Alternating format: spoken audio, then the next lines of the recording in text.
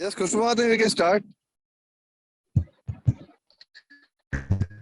नमः ओम विष्णुपदाय कृष्ण पृष्ठाय भूतले श्रीमते नवयुगेंद्र स्वामी निधि नामिने नमस्ते प्रभुपाद देवे नाम संकीर्तन प्रचारिणे निर्विशेष शून्यवादी समस्तेश तारिणे नमः ओम विष्णुपदाय कृष्ण पृष्ठाय भूतले श्रीमते भक्ति वेदांत स्वामी निधि नामिने नमस्ते सरस्वती देवे गौरवाणी प्रचारिणे निर्विशेष शून्यवादी पाश्चात देश तारिणे।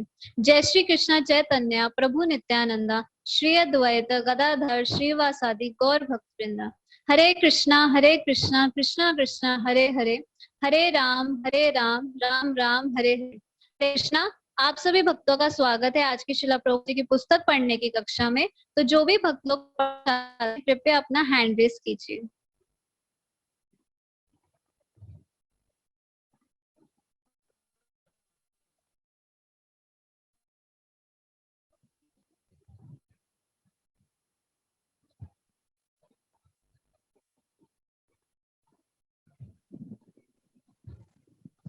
आयुषी माता जी, मैं आपको अनम्यूट कर रही हूँ। पीडीएफ शेयर कर दीजिए। आप कर रहे हैं ना आज? नहीं प्रभु जी, आपने शेयर करना है पीडीएफ। मैं तो बाहर हूँ। मैंने श्यामान प्रभु से बात किया था, उन्होंने बात नहीं किया आपसे? नहीं प्रभु जी, मुझे तो कोई मैसेज नहीं आया। अच्छा ठीक, मैं करता हूँ।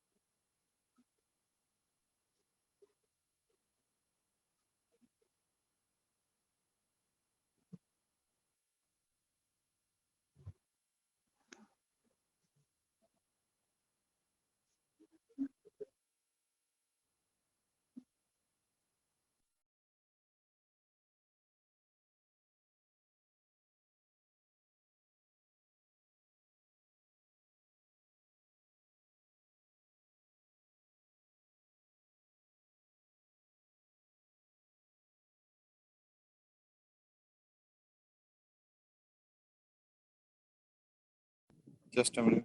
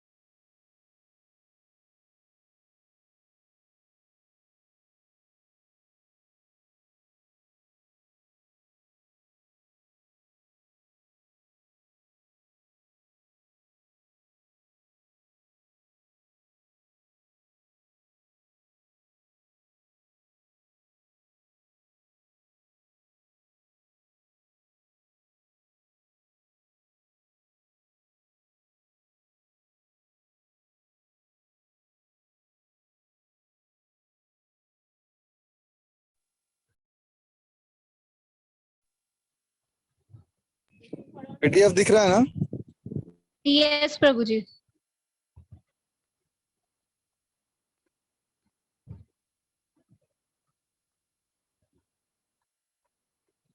आयुषी माता जी, मैं आपको अनम्यूट कर रही हूँ, आप प्लीज स्टार्ट कीजिए। ओके माता जी। भगवत गीता में भगवान कृष्ण पुष्टि करते हैं कि प्रत्येक जीव उनका अंश है, फलतः प्रत्येक जीव उनका नेतृत्व दैव्य सेवक है। जो अंश होता है उसकी स्वाभाविक स्थिति है कि वह पूर्ण की सेवा करे। हितोपदेश नामक प्राचीन कथाओं के वैदिक ग्रंथ में उद्देश्य हदियाप्रणास नामक सत्य उदाहरण है, जो संपूर्ण शरीर के साथ उनके विभिन्न अंगों में संबंधित संबंध को बताता है। हाथ, पैर, आंख, नाक आदि सब अंग उस संपूर्ण के अंश हैं जो शरीर कहलाता है। यदि हाथ, पैर, पांव, आंखें, नाक आदि उदर, पेट के लिए भोजन जुटाने का प्रयास ना करके अपने द्वारा संग्रहित खाद्यों का भोग सेवन करने का प्रयास करें तो पूरे शरीर में कुल व्यवस्था फैल जाएगी और शरीर के अंग संपूर्ण शरीर के विरुद्ध कार्य करने लगेंगे। ऐसा मूर्खतापूर्ण कार्यों से हाथ, पांव आदि कभी भी अपनी स्थिति को सुधार नहीं सकेंगे। उलट पलट के माता जी बस उलट पुलट के माध्यम से सारे शरीर को पुरुषोत्तम पोषण न मिलने के कारण संपूर्ण शारीरिक तंत्र तथा कार्य निर्बल और गुण हो जाएंगे। इसी तरह अंशन मात्र जीव इत्यादि प्रत्येक वस्तुओं को पूर्ण रूप कृष्ण की प्रसन्नता हेतु अर्पित करना बंद कर दे तो स्वयं ही वे कष्ट भोगेंगे। भगवत गीता का कथन यह है कि पूर्ण पुरुषोत्तम भगवान श्री कृष्ण समस्त कारणों के आदि कारण है और संपूर्ण सृष्टि रूपी पक्ष में मूल्य है। भगवत गीता में यह भी कहा गया है कि भगवान कृष्ण से बढ़कर और कोई पुरुष नहीं, वे समस्त यज्ञों तथा कर्मों के परम भाता हैं। इतने पर भी जो परम पापी वे उनकी शरीर में नहीं जाते क्योंकि वे स्वीकार नहीं करते कि श्री कृष्ण पूर्ण पुरुषोत्तम भगवान है और अन्य सारे जीव उनके दिव्य नित्य सेवक हैं। जीव तथा पूर्ण पुरुषोत्तम भगवान के बीच के इस दिव्य संबंध की विस्मृति ने ही हर व्यक्ति में यह झूठा भाव उपलिंगित किया है कि वह लघु कृष्ण है। हर व्यक्ति परम पूर्ण तथा सभी के साथ उदय परम सत्य पूर्ण पुरुषोत्तम भगवान की दिव्य सेवा की अवहेलना करते हुए यथाशक्ति संसार का भोग करना चाहता रहा। इस प्रकार का सकाम कर्म भौतिक कर्म के गुणों अर्थात माया के मोहतंत्र के अधीन किया जाता है। वास्तव में जीव में प्रकृति की शक्तियों पर समातित्व जताने की भी क्षमता नहीं। जैसे ही वैसे परम भोक्ता कृष्ण के पद पर अपने को स्थापित करने का प्रयास करता है, वैसे ही वह प्रकृति के गुणों द्वारा नियंत्रित कर लिया जाता है। मिनता आकार भाव के अधीन कार्य करते हुए भी जीव परम भोक्ता के रूप में कार्य करने के लिए अत्यधिक कौशल परिश्रम करता है, किंतु स्वभावतः वह ऐसा करने में सक्षम रहता है। उसी तरह जिस तरह की हाथ, पैर, आंखें, नाक आदि संपूर्ण शरीर में रूप में कार्य नहीं कर माता जी नीचे कीजिए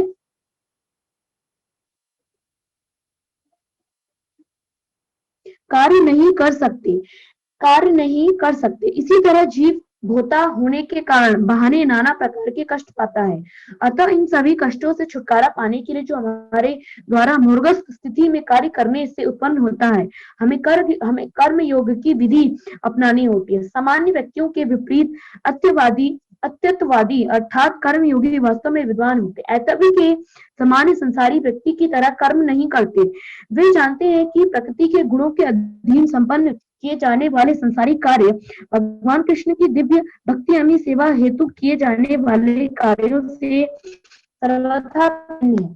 कर्मयोग अपने आप को भौतिक शरीर तथा मन से भिन्न जानकर कृष्ण के साथ अपने सर्वाधिक संबंध में कर्म करने का प्रयास करता है। वह जानता है कि भले ही संसार में वह अस्थायी रूप से फिर भी वह सनातन परमात्मा का अंश रूप है। इस प्रकार वह संसारियों से माता जी नीचे कीजिए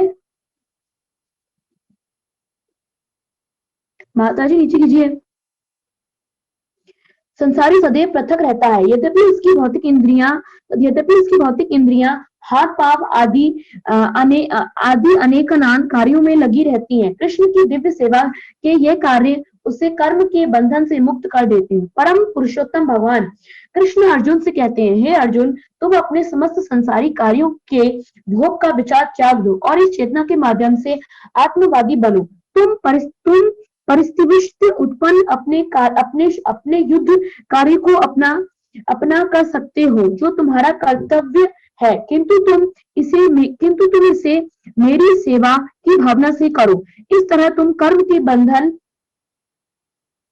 से मुक्त रहोगे।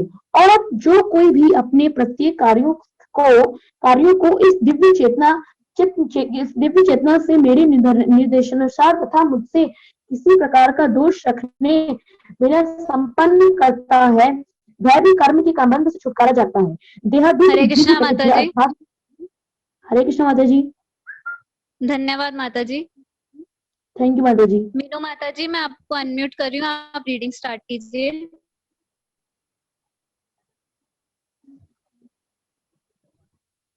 हरे कृष्णा।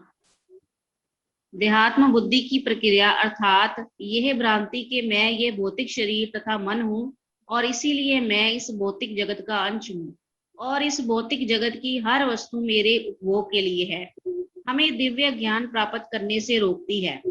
इस दिव्य ज्ञान के आधार पर पूर्ण पुरुषोत्तम भगवान श्री कृष्ण हमें मौलिक वास्तविक अध्यात्म के प्रति उन्मुक्त होने और अध्यात्मवादी बनने का उपदेश देते हैं। तभी हम ये समझ सकते हैं कि हम इस भौतिक जगत में कुछ भी नहीं है और हम नित्य आध्यात्मिक जीव हैं। ऐसी अध्यात्म अनुभूति से हमारी भौतिक आसक्ति स्वाभाविक रूप से विखंडित होने लगती है और हम जितना अधिक आध्यात्मिक रूप से विकसित होते हैं उतना ही अधिक हम भौतिक संसर्ग से संबंध इंद्रिय अनुभव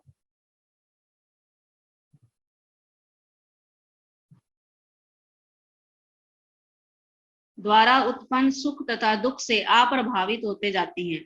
तब भौतिक संपर्क से उत्पन्न मिथ्या अहंकार धीरे धीरे समाप्त होने लगता है और मिथ्या अहंकार का विनाश होने से समस्त भौतिक उपाधियों से छुटकारा मिलने लगता है।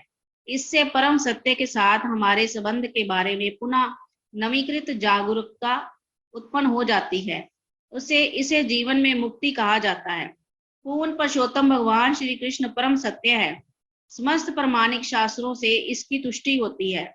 जैसे ही श्री कृष्ण के साथ हमारा संबंध पुनः जागृत होता है, वैसे ही हमारे आध्यात्मिक जीवन का विकास प्रारंभ हो जाता है। श्री कृष्ण सूर्य तुल्य है और अज्ञान अंधकार के तुल्य है। इस तरह श्री कृष्ण के साथ हमारा संबंध स्थापित होते ही अज्ञान का अंधकार विलुप्त हो जाता है। हमारे हृदय के भीतर श्री कृष्ण के प्रकट होते ही भौतिक संसर्ग से उत्पन्न हमारे सारे मल दूर हो जाते हैं। जिस तरह सूर्य के उदय हरे कृष्णा होते ही प्रभात नया तथा ताजा प्रतीत होता है। यह कोई बाल मनोकल्पना नहीं है, अपितु आध्यात्मिक अनुभूति का वास्तविक अनुभव है। जो कोई भी श्री कृष्ण या उसके प्रमाणिक सेवकों के चरण चिन्हों का पूरी तरह से अनुगमन करता है, वह भी इस तरह सरल सत्य की अनुभूति करता है।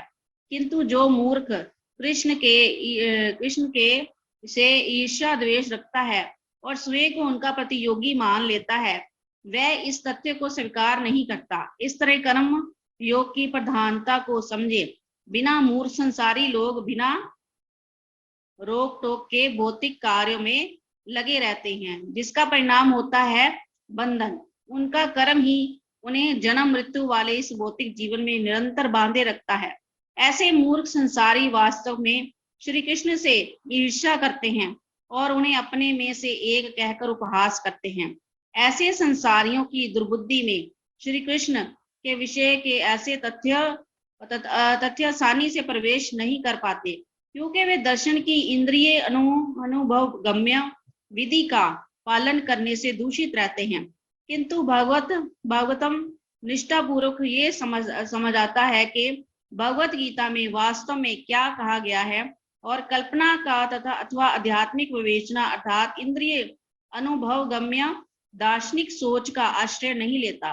केवल ऐसा मत ही श्री कृष्ण के प्रति पूर्ण समर्पण के तर्क को स्वीकार करता है और कर्म के घातक बंधन से छूटने के लिए कर्म योग की विधि को ग्रहण कर सकता है। हरे कृष्णा माता जी। हरे कृष्ण। धन्यवाद माता जी। तो आप सभी भक्तों का पुस्तक पढ़ने के लिए बहुत बहुत धन्यवाद। तो आज हमारे बीच हिज ग्रेस पद्म भाषा प्रभु जी हैं। प्रभु जी ने 2003 में इस्कॉन ज्वाइन किया था। 2003 के अंत तक प्रभु जी हिज होलीनेस नवयुगेंद्र स्वामी महाराज जी से मिले और 2004 में प्रभु जी को दीक्षा भी प्राप्त हो गई।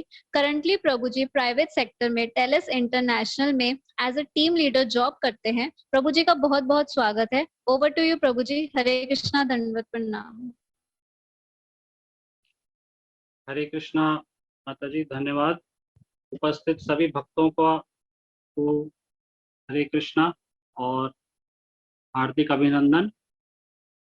सबसे पहले गुरु प्रणाम से शुरू करते हैं। नमो विष्णु पदाय कृष्ण पृष्ठाय भूतले श्रीमते नवयोगेंद्र स्वामिनिति नामिने नमस्ते प्रभुपाद देवे नाम संकीर्तन प्रचारिणे निर्विशेष शून्यवादी समस्त देश तारिणे नमो विष्णु पदाय कृष्ण पृष्ठाय भूतले श्रीमते भक्ति वेदांत स्वामिनिति नामिने नमस्ते सरस्वती देवे गौरवाणी प्रचारिणे निर्विशेष शून्यवादी पाश्चात्य देश तारिणे। तो आज की हमने कक्षा में प्रभुपाद जी बहुत अच्छी तरीके से हम लोग को समझा रहे हैं कि किस तरह के भक्त जो हैं, किस तरह के व्यक्ति भगवान की शरण लेते हैं और कर्मयोग के मार्ग पर जो भगवान ने कर्मयोग का मार्ग दिखाया है उस पर चलते हैं, और किस तरह के लोग जो हैं, कुछ ऐसे भी व्यक्ति हैं जो भगवान से बहुत ईर्ष्या करते हैं, उनका अस्तित्व ही नहीं मानते, और मानते भी हैं तो उनको केवल एक जो एक जनरल पॉपुलेशन है, जो सामान्य जनता है, उस सामान्य जनता में से कोई एक व्यक्ति मानते हैं। ज़्यादा से ज़्यादा ये मान लेंगे कि बहुत चमत्कारी पुरुष थे, बहुत नॉर्मल लोगों से थोड़ा सा हटकर थे, पर भगवान के रूप में स्वीकार नहीं करेंगे और उनके बताए हुए, भगवान के बताए हुए निर्देशों का, उनकी आज्ञाओं का और कर्मयोग की विधि जो भगवान ने खासकर बताई भक्ति प्राप्त करने के लिए, कर्मयोग जो प्रथम सीढ़ी है, वो प्रथम सीढ़ी का मार्ग जो भगवान ने बताया कि किस तरह से हमें कर्मयोग करते जाना है, उस तरह से हमारा भौतिक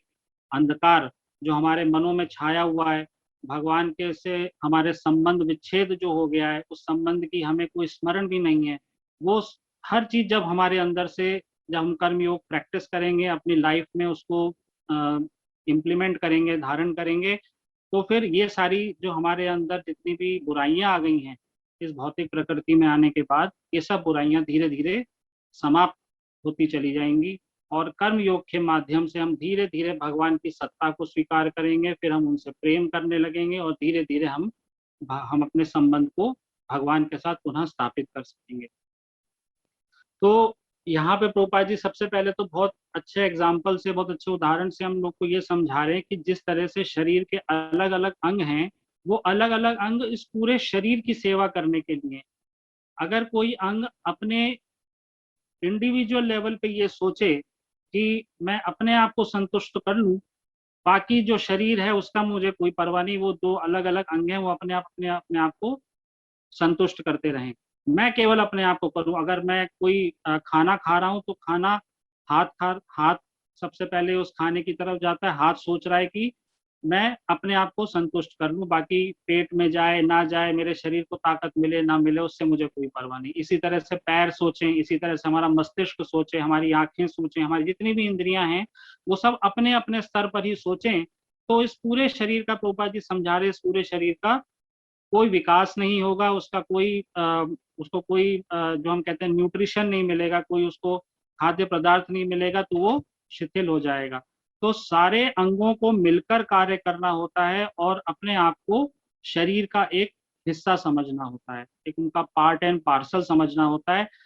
इस मनोभावना से जब हाथ, पैर, आंखें, कान, नाक, मुंह जब ये सब कार्य करेंगे और उदर पूर्ति में जब हम उदर पूर्ति करेंगे, जब हम खाने को अपने पेट में, जब हमारे पेट में जाएगा हाथों के माध्यम से, तो फिर हमारा पेट संतुष्ट होगा और उसका रिजल्ट हमें यह मिलेगा कि हमारे जितने भी अंग हैं वो सब पुष्ट होंगे और हमारे पूरे शरीर को ताकत मिलेगी।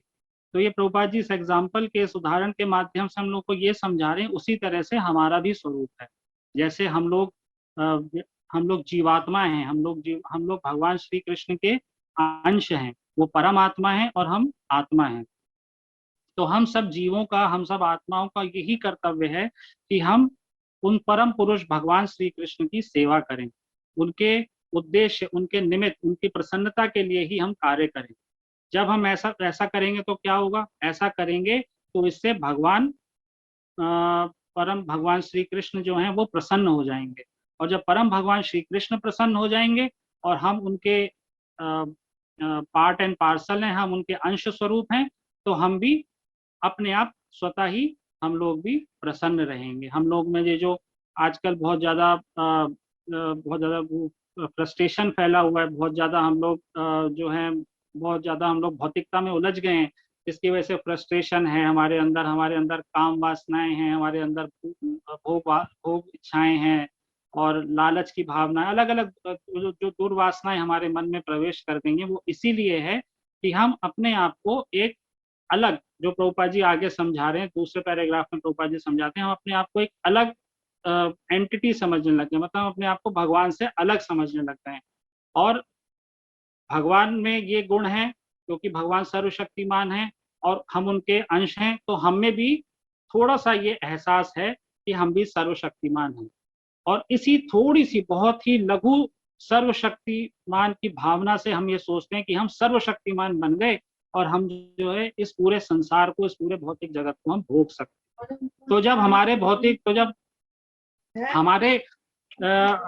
हमारे अंदर ये भौतिक धारणा आ जाती है कि हम पूरे संसार को भोग सकते हैं, पूरे उसको भोग सकते हैं, हम भगवान बन गए, तो हमारे मन में ये इच्छा आते ही हमारे मन में प्रदूषण शुरू हो जाता है और हम अपने आप को भगवान से अलग हटके एक अलग भगवान समझने लगते हैं और हम यही सोचते हैं कि हम भगवान जैसे सर्वशक्तिमान हैं और उनकी ही तरह हम भी कार्य कर सकते हैं। पर प्रभुपाद जी समझा रहे हैं कि ये जो मिथ्या धारणा हमारे अंदर आ जाती है, यही भौतिक जगत में माया कहलाती है और इसी माया शक्ति के प्रभाव में आकर हम लोग भगवान से दूर होते चले जाते हैं, इतना दूर हो जाते हैं कि हमें अलग अलग योनियों में भटकना पड़ता है, अलग अलग अपनी इन इच्छाओं को, इन वासनाओं को, इन जो हमारे अंदर डिजायर्स हैं, इन डिजायर्स को हमें भोगने के लिए हमें अलग अलग योनि में, कभी हमें मनुष्य की योनि में आना पड़ता है, कभी हमें जानवर की योनि में आना पड़ता है, कभी पशु पक्षी, पेड़ पौधे, वनस्पति, इनकी योनियों तक में जाना पड़ता है, यहाँ तक कि हमें गटर में पड़े हुए कीड़े की योनि में भी जाना पड़ता है। केवल इन भोग इच्छाओं को, केवल इन काम वासनाओं को, जो हमारे अंदर भौतिक इच्छाएं हैं, अपने आप को ईश्वर समझने की जो हमारे अंदर जो बीमारी आ गई है, उस बीमारी को भोगने के लिए, उस बीमारी के फलस्वरूप हमें इतने निचले स्तर तक, हमारा क्या स्तर था और हम किस स्तर पे उतर आते हैं। तो उन सब चीजों से अगर हमें छुटकारा चाहिए तो प्रभुपाद जी परम पिता भगवान श्री कृष्ण बहुत ही कृपा करके भगवत गीता में हमें समझा रहे हैं। अर्जुन जी के माध्यम से हमें तब भी समझ नहीं आ रहा था, तो परम पिता ने बड़ी कृपा करके प्रभुपाद जी जैसे शुद्ध भक्त को हम जैसे लोगों को समझाने के लिए भेजा, और जिन्होंने इतनी सुंदर सुंदर व्याख्यान दिए, इतनी सुंदर पुस्तकें लिखी, और उनके माध्यम से हम लोगों को समझा रहे, हम जीवों को समझा रहे हैं कि हमारा जीवन का असली उद्देश्य कर्म योग करते हुए फिर भक्ति योग की प्राप्ति है। तो अगर हम ऐसे संतों की बात सुनेंगे तो हम अपने जीवन को, इसी जीवन के बाद हम भगवत प्राप्ति कर सकते हैं। प्रभुपाद जी कहते हैं ये पॉसिबल है, आप इसी जीवन में, आज से, जब से ही आपको ज्ञान हो जाए तभी से आप अपने आप को भक्ति योग में स्थापित कर लीजिए, और उसकी प्रथम सीढ़ी है कर्मयोग। कर्मयोग अर्थात भगवान श्री कृष्ण की जो भी कार्य आप कर रहे हैं, जो भी कार्य, चाहे आप नौकरी, व्यापार, कुछ भी आप कार्य कर रहे हैं, छोटे से लेके बड़े से बड़ा कार्य भी आप कर रहे हैं, वो सब आप निमित्त में भगवान श्री कृष्ण को रख सकते हैं, रखना चाहिए हमें। और जब हम ऐसा कार्य करेंगे कि ये मैं अपने लिए नहीं कर रहा, अपनी इंद्रियों के लिए, अपने परिवार के पोषण के लिए, अपने तक रूपा जी जैसे जो संत हैं वो आज तक ना तो भूतकाल में हुए, ना भविष्य में ऐसे संत कभी होंगे। आप कहेंगे ऐसे क्यों? क्योंकि प्रभुपाद जी ने बिल्कुल असंभव को बिल्कुल संभव करके दिखा दिया है।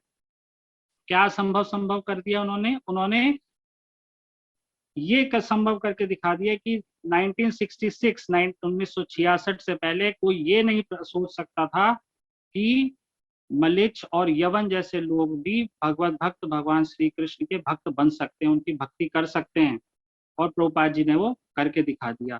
केवल इस भगवत गीता भागवतम के दिव्य ज्ञान से प्रभुपाद जी ने साबित कर दिया कि हम चाहे कोई कितनी पतित से पतित अवस्था में कोई भी व्यक्ति हो, कितनी पतित अवस्था में भी हो, चाहे वो गर्हित से गर्हित जीवन भी जी रहा हो, अगर वो भक्ति योग के नियमों का पालन करेगा, कर्म योग के नियमों का पालन करेगा, तो उसको भगवान श्री कृष्ण की भक्ति अवश्य प्राप्त होगी और इस जीवन के बाद वो भगवत धाम वापस जा सकता है। जैसे प्रभुपाद जी जब विदेश गए तो हम सब जानते हैं कि प्रभुपाद जी किस तरह से अपने शुरुआती दिनों में उन्होंने कितना संघर्ष किया, किस तरह से उन्होंने हिप्पियों के बीच में अपना जीवन उन्होंने अपना ये प्रचार कार्य शुरू किया और धीरे धीरे करके उन्हीं सब अभक्तों को उन्होंने भक्त बनाया।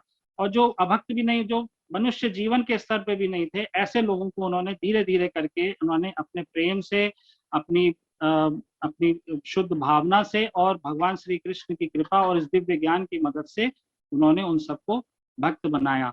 तो हम लोग तो वैसे भी भारतवर्ष में हम लोग का जन्म हुआ, जैसे पिछले हम कुछ क्लासेस में हम पढ़ चुके हैं कि बहुत ही कृपा होने के बाद हमें भारत भूमि में जन्म मिलता है, क्योंकि यहाँ पर आध्यात्मिकता स्वतः ही हमारे अंदर प्रवेश कर जाती है। यहाँ पर आध्यात्मिकता स्वतः ही है।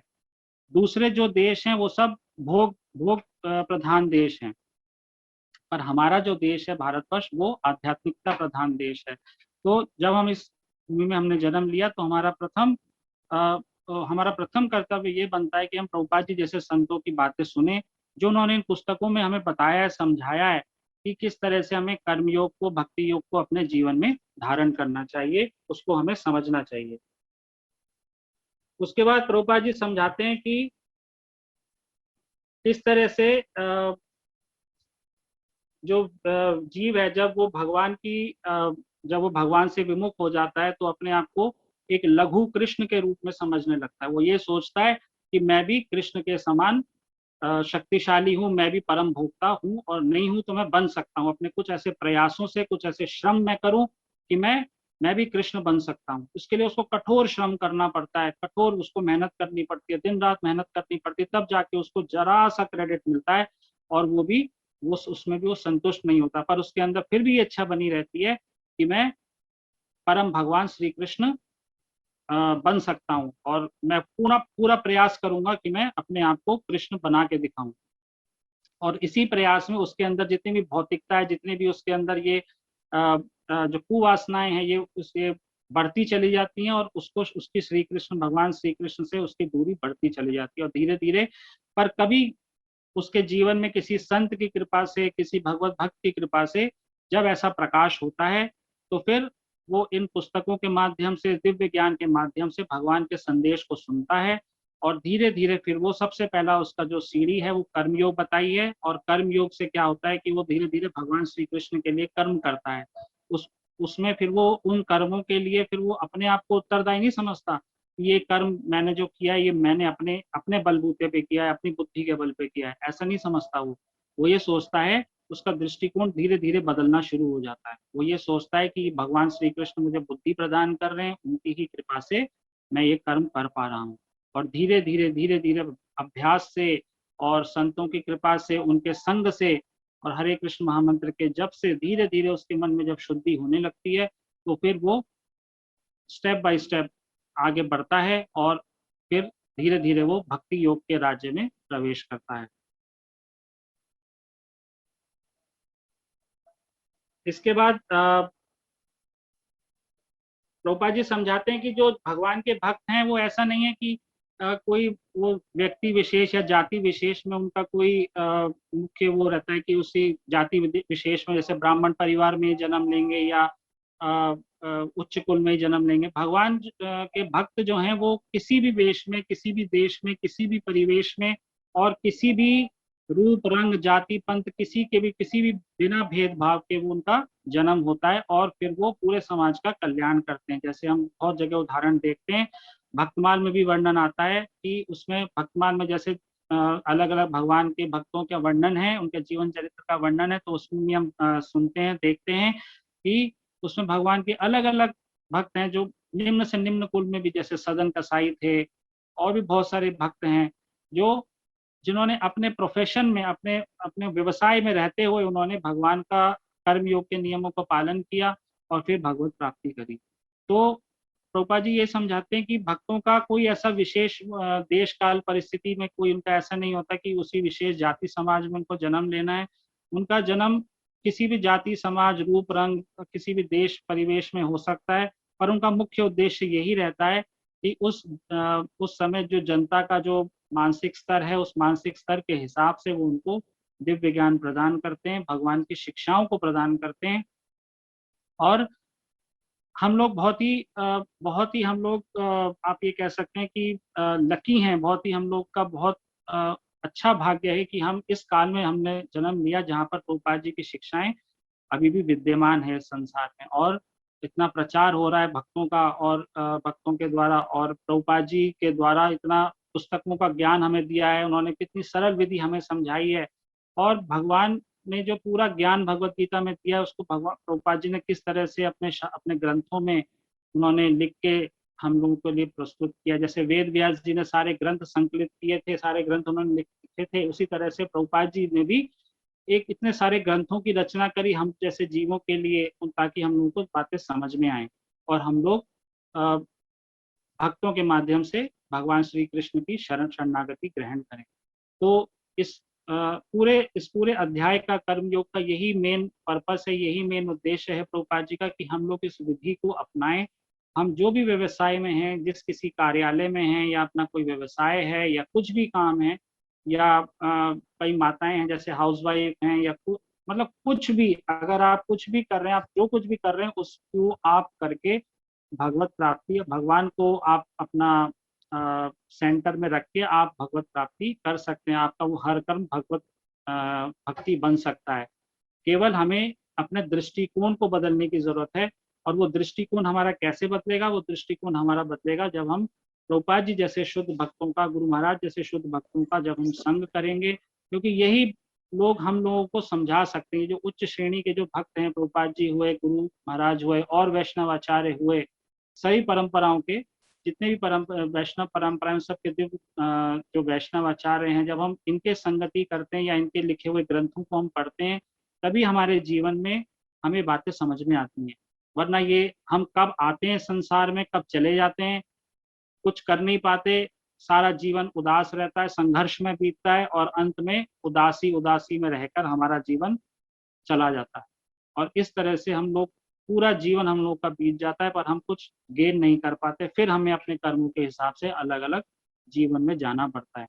तो बहुत कृपा करके प्रभुपाद जी ने पुस्तकें लिखी हैं, और भक्तों की भी बहुत कृपा है कि उन्होंने ये नियमित रूप से हम लोग इन पुस्तकों को पढ़ पा रहे हैं। इस तरह का जो आज के माहौल में जो ये ऑनलाइन हम लोग पढ़ रहे हैं, इस माध्यम से जो ये माध्यम जो शुरू हुआ है, कम से कम हम लोग ऐसे ग्रंथों के माध्यम से हम भगवान से जुड़े हुए हैं और हम सीख पा रहे हैं। वरना कहाँ हम लोग के डेली लाइफ में सुबह जाना शाम को आना, या घर के कामों में ही हम लोग इतना उलझ जाते हैं। इवन भक्ति करते करते भी हमें इतना वो ज्ञान नहीं आ पाता कई बार, क्योंकि उतनी शुद्धता से हम करते नहीं, तो हमें इतना ज्ञान ही नहीं रहता कि हमें किस तरह से कर्म योग को, भक्ति योग को अपने जीवन में ढालना है। तो यहाँ आधा घंटा हम रोज देकर जो है भगवत प्रभुपाद जी की बनी हुई पुस्तकों को हम श्रवण करते हैं, पढ़ते हैं, सुनते हैं, अपने जीवन में धारण करते हैं, हमारा कल्याण इसी से हो जाएगा। गृहस्थी में और कुछ नहीं चाहिए। जो गृहस्थ हैं, विरक्त हैं, अगर उनका केवल उनका उद्देश्य, गृहस्थी और विरक्ति कभी भगवत प्राप्ति में कोई बाधक नहीं है। ना तो गृहस्थी से, ना तो ये हम ये सोचें कि हम गृहस्थी हम भगवत प्राप्ति नहीं कर सकते इतनी आसानी से, विरक्ति आराम से कर सकते हैं, ऐसा नहीं है। ये तो अलग अलग यूनिफॉर्म है। जैसे पुलिस की अलग यूनिफॉर्म है और मिलिट्री वालों की अलग यूनिफॉर्म है, पर वो उन दोनों का उद्देश्य एक ही है, पूरे हमारे देश की सेवा कर। उसी तरह से गृहस्थी हैं हम, कुछ जो उच्च कोटि के वैष्णव है विरक्त होकर प्रचार करते हैं, पर उनका उद्देश्य, हम लोगों का उद्देश्य एक ही होना चाहिए।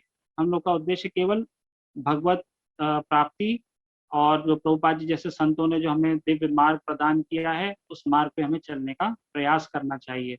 और नियमित रूप से हमें हरे कृष्ण महामंत्र का जप करते रहना चाहिए, क्योंकि मंत्र का जप करेंगे हम, महामंत्र का भगवान के द्वारा बताई गई विधि है, तो इससे हमारे बहुत जल्दी हमें शुद्धता होगी।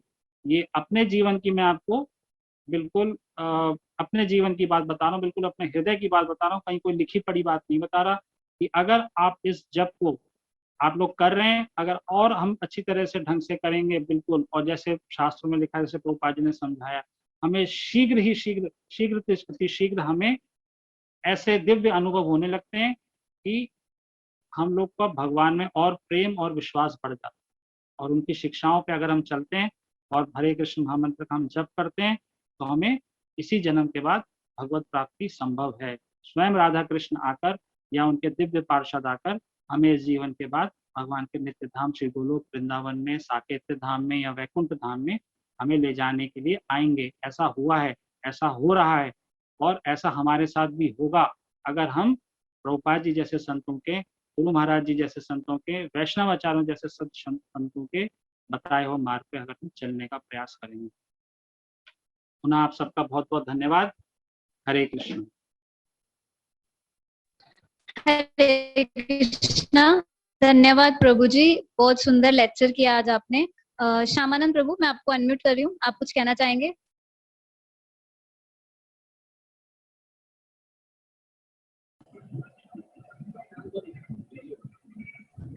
हरे कृष्णा। थैंक यू पद्म भाषा प्रभु जी। और आप सबको मैं बताना चाहूँगा कि पद्म भाषा प्रभु का ये एक वेरी मच क्या बोल सकते हैं उसको, उनका बड़ा ही फेवरेट टॉपिक है और उन्होंने आज अपने दिल की बातें कही है। ऐसे बहुत कम भक्त होते हैं जो कि अपने दिल से कोई बातें को बताते हैं। अगर कोई भक्त लोग, कोई वैष्णव अगर दिल से कुछ बातें अगर बताते हैं, अगर उसको हम ध्यान पूर्वक श्रवण करें और उस पर चिंतन करें तो 100% उसमें अनुभूतियां होती है। तो मैं यही बोलना चाहूँगा। और मैं एक्चुअली ट्रेन में ट्रेवल कर रहा हूँ तो आवाज़ शायद प्रॉपर नहीं है, तो उसके लिए क्षमा कीजिए। और आप सब लोग बहुत अच्छे कर रहे हो और आप लोग संख्या थोड़ी कम है, आप थोड़ा संख्या बढ़ाइए। आप सब लोग एक दूसरे को बताइए। प्रभुपाद जी बोलते थे कि मैं कहीं नहीं गया हूँ, मैं पुस्तकों में अभी भी हूँ। तो ये प्रभुपाद जी का 125वें जन्म वर्ष है 2021 में। तो हम इसी उपलक्ष्य में हमने ये बुक रीडिंग शुरू किया था और हम प्रयास करेंगे कि कम से कम 25 पुस्तकें हम 2021 में कंप्लीट कर लें। 125 तो कंप्लीट कर पाएंगे, तो कम से कम 25 तो जरूर कर लें, क्योंकि 125 में से कम 25 अगर हम कर पाए तो भी हम प्रभुपाद जी के चरणों में एक श्रद्धांजलि होगी। सिर्फ हम टाइम पास ना करें, ध्यान पूर्वक सुने। अगर 25 पुस्तकों को हम ध्यान पूर्वक सुनेंगे और पढ़ेंगे तो हम लिखित रूप में, अब मैं दे सकता हूँ, एक छोटा सा भक्त होने के नाते भी मैं लिखित रूप में दे सकता हूँ कि आप लोग एक बहुत अच्छे भक्त बन जाओगे। हम सब लोग एक बहुत अच्छे भक्त बन जाएंगे प्रभुपाद जी की पुस्तकों के अध्ययन करने के मात्र से। और सौभाग्य हमारा ये है कि हमारे बीच में एवरीडे कोई न कोई बड़े एक्सपीरियंस और बड़े अनुभवी भक्त लोग आते हैं हमें उस पुस्तकों को समझाने के लिए। तो हमारे पास ये डबल अपॉर्चुनिटी है। डबल नहीं बोल सकते हैं, मुझे लगता है हजारों गुना अच्छी अपॉर्चुनिटी है। प्रभुपाद जी के 125वें वर्ष ऑनलाइन घर में बैठे बैठे पुस्तकों का अध्ययन करने का मौका, चलो प्रभुपाद जी की पुस्तकों को लाइन टू लाइन समझने का मौका, उसके ऊपर भक्तों का कुछ न कुछ टीका होना, ये बहुत बड़ा सौभाग्य है हमारा। हम इसको सौभाग्य को लेकर करके हम बड़े अच्छे भक्त बन सकते हैं और भगवान को प्राप्त कर सकते हैं, अनुभव कर सकते हैं। तो ये भी मेरा एक पर्सनल अनुभव ही है। तो मैं अभी प्रभु जी जब कथा कर रहे थे तो मैं सोच रहा था कि कैसे प्रभुपाद जी के घर के पास में रेल जाती थी, तो प्रभुपाद जी कैसे सोचते थे कि क्या ये ट्रेन वृंदावन जाती है। तो मैं वृंदावन का ही ट्रेन में बैठा हुआ हूँ, तो मैं बड़ा अच्छा अनुभव कर रहा था कि चलो कम से कम प्रभुपाद जी के पुस्तकों से देखिए एक अनुभूति ये भी हुई कि प्रभुपाद जी उस समय सोचा करते थे क्या ये रेल वृंदावन को जा रही है, और उनकी कृपा से ही हम आज ट्रेन में बैठे हैं और ट्रेन में बैठ के वृंदावन जा रहे हैं और उनके दर्शन करेंगे। तो ये सौभाग्य है, सब कुछ सला प्रभुपाद जी का ही है। तो उनकी कृपा से, और जैसे भक्त लोग हैं पद्म भाषा प्रभु इतने सीनियर डिवोटी हैं, तो इनकी कृपा से हम सब कुछ समझ सकते हैं। तो हम आप सब लोगों से फिर से हाथ जोड़ करके रिक्वेस्ट करता हूँ, आप सब लोग प्लीज बड़े सीरियसली इस चीज को लीजिए और लोगों तक बताइए आप अगर दूसरे को भी बताते हैं तो उसमें भी आपको बहुत भक्ति में बहुत आपको प्रगति होगी। अगर कोई लोकनाथ गोस्वामी जो कि नरोत्तम दास ठाकुर के गुरु महाराज हैं, वो बोलते हैं कि अगर खुद की भक्ति करना श्रेष्ठ है, लेकिन उससे भी श्रेष्ठ है कि साथ में किसी को भक्ति करवाना। तो आप सब लोग प्रयास कीजिए, लोगों को बताइए प्रभुपाद जी की पुस्तकों को पढ़ने का। हम लोग कोई चार्ज भी नहीं ले रहे हैं, आप सब लोग जानते हैं, हम फ्री ऑफ कॉस्ट है एवरीथिंग। तो ये चीज मैं बोलना चाह रहा था। Thank you so much. थोड़ा लंबा समय हो गया आज। मैं पद्म भाषा प्रभु से भी रिक्वेस्ट करूंगा कि प्रभु जी 9 बजे से 1-2 मिनट आगे पीछे ही कीजिए, ज्यादा लंबा समय ना लें तो ज्यादा अच्छा है, क्योंकि कुछ वक्त लोग चले जाते हैं 9:03, 9:04 में चले जाते हैं। यस प्रभु। और एक्चुअली आज Thank you. थोड़ा सा टेक्निकल इश्यू भी था स्टार्टिंग में, कि शेयरिंग करना और Sorry, हाँ मुझे नहीं पता था इसलिए। हाँ ठीक है, ये आदि करीब हमारे चीफ कमांडर हैं। जिधर जिधर मुड़ेंगे हम मुड़ जाएंगे उधर। Hare Krishna, Hare. Thank you Padma thank you boss. प्रभु जी, हरि बोल। थैंक यू प्रभु जी। हरे कृष्णा। हरे कृष्णा प्रभु जी। हरे कृष्णा, धन्यवाद, प्रणाम प्रभु जी। हरे कृष्णा। हरि बोल प्रभु जी, हरे कृष्णा। हरे